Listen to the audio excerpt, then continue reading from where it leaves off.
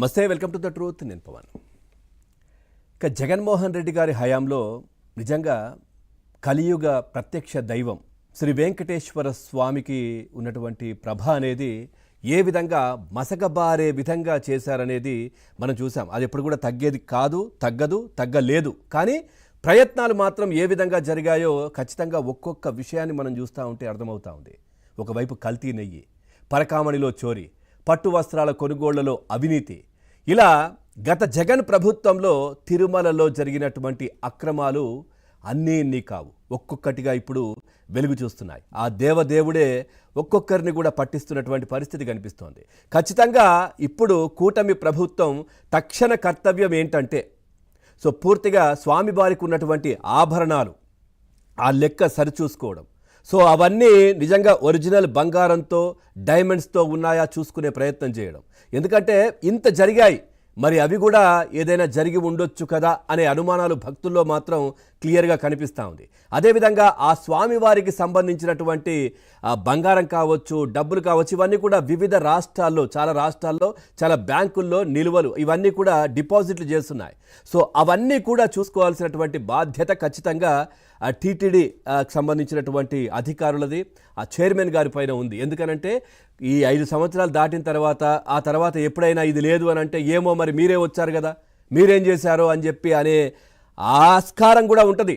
కాబట్టి ఖచ్చితంగా ఆ దేవదేవునికి సంబంధించినటువంటి ఆస్తులు, అదేవిధంగా ఆయనకున్నటువంటి నగలు, ఎందుకంటే ఎప్పుడో శ్రీకృష్ణదేవరాయల కాలం నుంచి కూడా చాలా నగలు, చాలా డైమండ్స్, చాలా రకాల ఆభరణాలు ఆయనకు వచ్చున్నాయి. చాలా విలువైనవి. అవన్నీ కూడా ఖచ్చితంగా ఈ ప్రభుత్వం, కూటమి ప్రభుత్వం, ముఖ్యంగా టీటీడీ ప్రస్తుత పాలక మండలిలో ఉన్నటువంటి అందరూ కూడా చైర్మన్తో పాటు వాటిని చూసుకోవాల్సినటువంటి జాగ్రత్తగా చూడాలి. అవన్నీ లెక్క చూసుకోవాలి. అదేవిధంగా అవన్నీ కూడా మరి మంచివేనా, బాగానే ఉన్నాయా అనేది కూడా చూసుకునే ప్రయత్నం చేయాలి. ఎందుకంటే ఆ తర్వాత మళ్ళీ మీరే ఏదో చేశారని నెట్టేసే ప్రయత్నం జరగవచ్చు.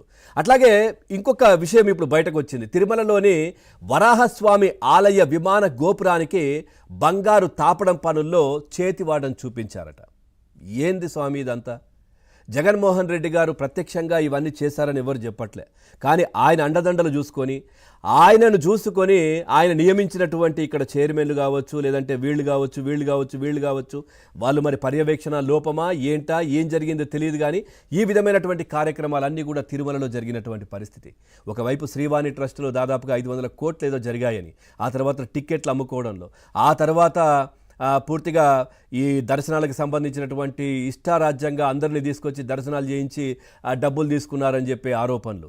ఇట్లా ఎన్ని తిరుమలకు సంబంధించి అసలు నిజంగా లెక్కలేనన్ని పాపాలు చేశారు జగన్మోహన్ రెడ్డి అధికారంలో ఉన్నప్పుడు అప్పటి అక్కడ ఉన్నటువంటి చాలామంది నేతలు. పూర్తిగా ఈ వరాహ ఏదైతే మనం ఇప్పుడు ఇందాక ప్రస్తావించినటువంటి బంగారు తాపడం, ఏదైతే వరాహస్వామికి సంబంధించినటువంటి ఆలయంలో విమాన గోపురానికి బంగారు తాపడం పనుల్లో చేతివాటం చూపించారనే విషయంలో పనులు జరిగే సమయంలో కాంట్రాక్టర్, తర్వాత జ్యువెలరీ అప్రైజర్ కుమ్ముక్కై 102 గ్రాముల బంగారాన్ని లిక్విడ్ రూపంలో అపహరించేందుకు ప్రయత్నించారంట. అప్పటి విజిలెన్స్ విచారణలో ఈ విషయం బయటపడింది. ఇక తిరుమలలోని వరాహస్వామి ఆలయ విమానంపై 2020 డిసెంబర్లో బంగారు తాపడం పనులను టీటీడీ చేపట్టింది. ఏడాది పాటు ఈ పనులు జరిగాయి. ఇక రాగి రేకులపై బంగారు పూత పూసే పనిని తమిళనాడుకు చెందినటువంటి ఓ కాంట్రాక్టర్కు అప్పగించారు. ఇందుకోసం 38 కిలోల 360 గ్రాముల 700 మిల్లీగ్రాముల 24 క్యారెట్ల బంగారాన్ని కూడా టీటీడీ అందజేసిందట. ఇక తిరుపతి జ్యువెలరీ నుంచి తిరుమల పేష్క్వార్ కార్యాలయానికి 7 విడతల్లో ఈ బంగారాన్ని కూడా పంపించారని కూడా చెప్తా ఉంటారు. ఇక పనులు పూర్తయిన తర్వాత రికార్డుల్లో 38 కిలోల 366 గ్రాముల 700 మిల్లీగ్రాముల బంగారాన్ని వినియోగించినట్టు చూపించడంతో అనుమానాలు వ్యక్తమయ్యాయి. ఇక సాధారణంగా మనం చూస్తాం బంగారం షాపుల్లో ఈ బంగారం పూత పనుల్లో కొంత వ్యర్థమై తగ్గుతుంది. మనం ఎక్కడైనా చూస్తాం, ఇక్కడే దేంట్లో కూడా వేస్టేజ్ పోతుంది. కానీ ఇక్కడ మాత్రం పెరిగింది. ఇదే సమయంలో బంగారాన్ని ఆమ్లంలో కరిగించి తరలిస్తున్నారనే ఫిర్యాదులు కూడా రావడంతో విజిలెన్స్ విచారణ మొదలైంది. కానీ గోప్యంగా బయటకు రాలేదు. ఎట్లయితే పరకామణి విషయం ఎట్లా జరిగిందో ఇది కూడా చాలా గోప్యంగా ఎంక్వైరీలు జరిగిపోయాయి, అన్నీ అయిపోయాయి, ఏమీ బయటకు వచ్చినటువంటి పరిస్థితి లేదు. అట్లాగే స్ట్రాంగ్ రూమ్లో పాదరసం శుద్ధికి ఉపయోగించే ఆమ్ల ద్రావణం నిల్వ ఉంచినట్లు గుర్తించారు. ఈ ద్రావణాలను నిపుణుల సాయంతో పరీక్షించగా వీటిలో బంగారం కలగలిసి ఉన్నట్లు తేలింది. ఇది వీళ్ళ మైండ్ సెట్, ఇట్లాంటి వాటికి ఉపయోగిస్తారు. ఇక పాదరసంలో బంగారం 2022 జూన్ 30న చేసిన పరీక్షల్లో ఈ పాదరసంలో 45.700 గ్రాముల బంగారాన్ని గుర్తించారు. రెండోసారి మరికొంత పాదరసాన్ని పరీక్షించగా 15.900 గ్రాముల బంగారం బయటపడింది.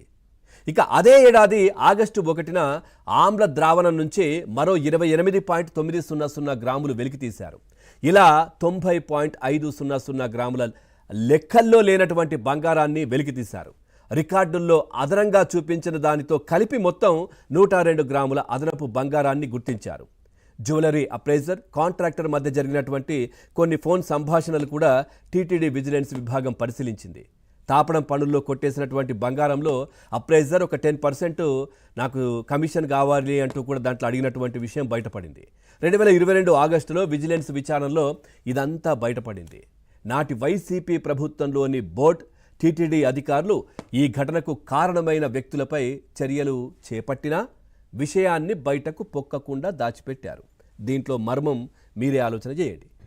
తూతూ మంత్రంగా చర్యలు చేపడతారు, అవి బయటకు రావు. ఇన్ని కిలోల కొద్ది బంగారాన్ని మాయం చేసినటువంటి వీళ్ళు మరి స్వామివారి ఆభరణాలు ఖచ్చితంగా లెక్క చూడాల్సిందే. సో అవన్నీ ఏ విధంగా ఉన్నాయి, ఎంతవరకు నాణ్యతగా ఉన్నాయి, సో ఏంటి, ఏం జరిగింది, ఇవన్నీ కూడా కూటమి ప్రభుత్వం, ముఖ్యంగా టీటీడీ బోర్డు అయితే చూడాల్సి